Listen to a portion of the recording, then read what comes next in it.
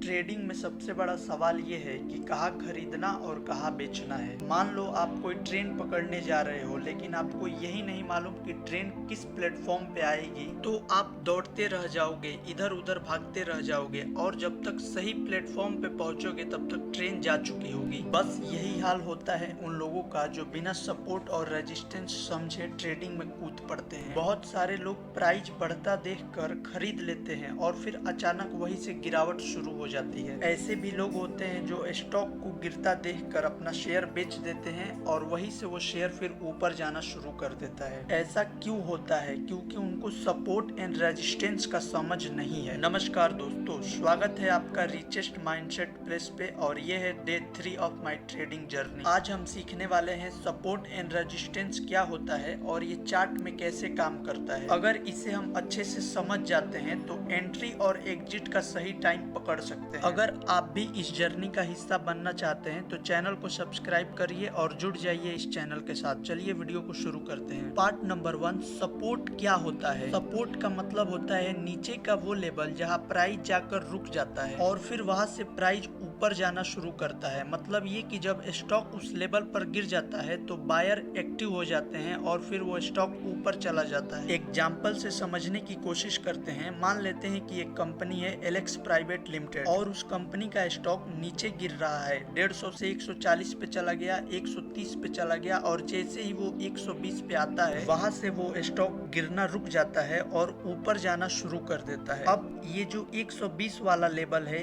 इसे ही support level कहते हैं, जहां प्राइस बार बार गिर कर रुकता है और फिर वहां से ऊपर जाना शुरू कर देता है, उसे ही सपोर्ट लेवल कहते हैं। आसान भाषा में कहूँ तो सपोर्ट का मतलब वो लेवल जहां से बायर एक्टिव हो जाते हैं और स्टॉक को गिरने नहीं देते, जहां से बायर वो स्टॉक को खरीदने लगते हैं और फिर वो स्टॉक वहां से ऊपर जाने लगता है। समझ में आया सपोर्ट किसे कहते हैं? अगर आपको अभी भी कोई डाउट है तो मुझे कमेंट में बताइए। पार्ट नंबर 2, रेजिस्टेंस क्या होता है। रेजिस्टेंस ठीक सपोर्ट के उल्टा होता है। ऊपर का वो लेवल जहां प्राइस बार बार जाकर अटक जाता है और वहां से नीचे गिरना शुरू हो जाता है। जैसे ही प्राइस उस लेवल तक पहुंचा, सेलर एक्टिव हो जाते हैं और प्राइस गिरने लगता है। जैसे कि एलेक्स प्राइवेट लिमिटेड कंपनी है जिसका स्टॉक प्राइस है 100 रुपए। 100 रुपए से वो 110 पे चला गया, 120 पे चला गया, 130 पे चला गया और जैसे ही वो 140 पे पहुंचता है वहां जाकर रुक जाता है और फिर गिरना चालू कर देता है। अब ये 140 वाला लेवल जहां प्राइस बार बार जाकर अटकता है और नीचे गिरने लगता है वो उसका रेजिस्टेंस लेवल है। आखिर 140 रुपए पहुंचने के बाद वो स्टॉक गिरने क्यों लगता है? मान लेता हूँ कि मैं एक ट्रेडर हूँ और मुझे मालूम है सपोर्ट एंड रेजिस्टेंस क्या होता है। मैं बहुत दिन से एक शेयर पे नजर बना के रखा हूँ और उसका मुझे रेजिस्टेंस लेवल पता है। अब जैसे ही वो 140 रुपए पे पहुंचा मैं उसे सेल कर देता हूँ, जिसके कारण वो स्टॉक गिरने लगता है। आसान भाषा में कहूँ तो रेजिस्टेंस मतलब वो लेवल जहाँ बेचने वाला सेलर एक्टिव हो जाता है, जिसके कारण प्राइस नीचे गिरने लगता है। आशा करता हूँ कि सपोर्ट एंड रेजिस्टेंस आपको अच्छे से समझ में आया होगा। चलिए आगे बढ़ते हैं। पार्ट नंबर 3,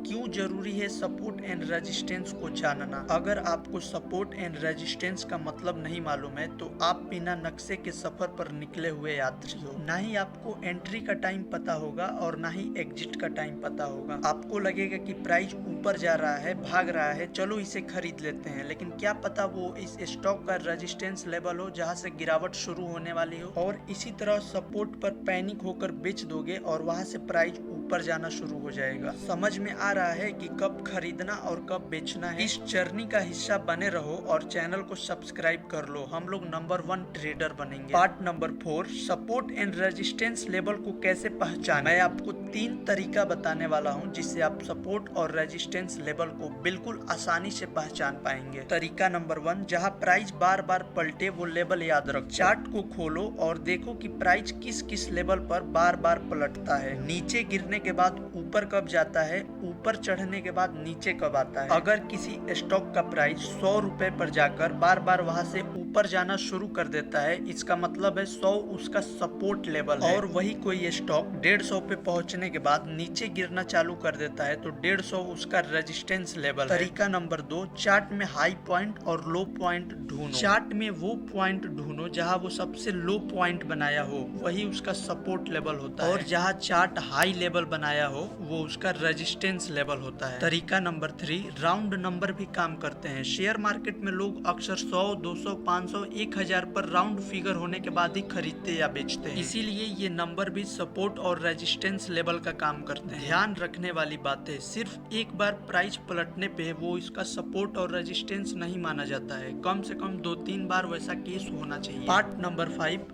फेक ब्रैकेट्स क्या होता है। मान लो कोई प्राइस एक ही रेजिस्टेंस लेवल पर कई दिनों से अटका हुआ है, हर बार वहां जाकर नीचे गिर जाता है। अब एक दिन क्या हुआ, वो अपने रेजिस्टेंस लेवल को तोड़कर उससे ऊपर चला गया। अब आप सोचते हो कि ब्रेकआउट हो गया, अब स्टॉक एकदम भागने वाला है और आप बहुत सारे पैसे उस स्टॉक में लगा देते हो। और फिर कुछ देर बाद क्या होता है, प्राइस वापस से उसी लेवल पर गिरने लगता है और आपके सारे पैसे एक फेक ब्रेकआउट में फंस जाता है। आसान भाषा में कहूँ तो फेक ब्रेकआउट मतलब जब कोई प्राइस किसी लेवल को तोड़ने का नाटक करता है लेकिन वो असल में उस लेवल को पार नहीं किया रहता, उसी को फेक ब्रेकआउट्स कहते हैं। पार्ट नंबर 6, आज के समरी में हमने क्या सीखा। सबसे पहले हमने सीखा कि सपोर्ट क्या होता है, नीचे का वो लेवल जहाँ प्राइस जाके रुक जाता है और वहां से ऊपर जाना शुरू कर। फिर हमने सीखा कि रेजिस्टेंस लेवल क्या होता है, ऊपर का वो लेवल जहाँ प्राइस जाके अटकता है और फिर नीचे गिरने लगता है। और हमने सीखा कि सपोर्ट एंड रेजिस्टेंस सीखना क्यों जरूरी है।